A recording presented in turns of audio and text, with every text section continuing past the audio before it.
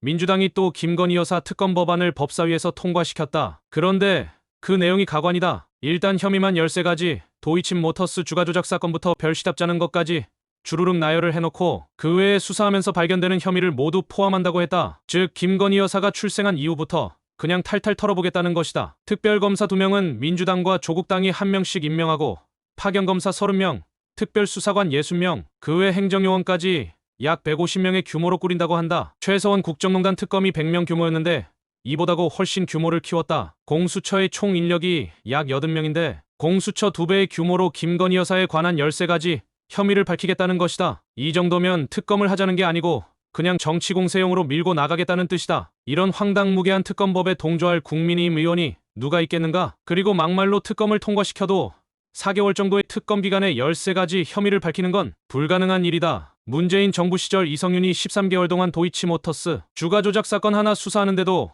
기소조차 못 시켰던 혐의인데 무슨 수로 4개월 동안 손발도 맞지 않는 파견검사들로 13가지의 혐의를 수사하겠다는 것인지. 이 특검이 통과되면 민주당의 검찰청이 하나 만들어지는 것이나 다름없는 것이다. 검사와 수사관이 100명 정도면 지방의 검찰청 규모이기 때문이다. 민주당은 김건희 여사의 의혹 규명에는 관심이 없다. 받을 수 없는 특검법을 밀어붙이고 대통령이 거부권을 사용할 수밖에 없게끔 만들어서 대통령이 특검을 거부한다는 명목으로 정치 공세를 이어나가고 싶을 뿐이다. 나는 차라리 국민의힘이 특검을 받으면 좋겠다. 통과시켜줘도 특검에서는 단 한 가지도 기소조차 못 시킬 것이다. 도이치모터스 주가 조작 사건이나 명품백 사건 모두 검찰에서 불기소 처분된 혐의들이고 그 외 혐의들은 그냥 야권에서 키운 의혹일 뿐 구체적 의혹이 드러난 게 하나도 없기 때문이다. 엄청난 예산을 들여서 특검을 했는데 한 가지도 기소조차 못 시킨다면 그 역풍은 민주당이 오로지 감당해야 하는 것이다. 아마 특검을 통과시켜주면 당황하는 쪽은 민주당일 것이다. 그리고 저런 혐의들이 대부분 영부인이 되기 전 의혹들이다. 그걸 특검에서 밝혀서 민주당은 뭘 하겠다는 것인가? 민주당은 물고 늘어질 게 김건희 여사밖에 없으니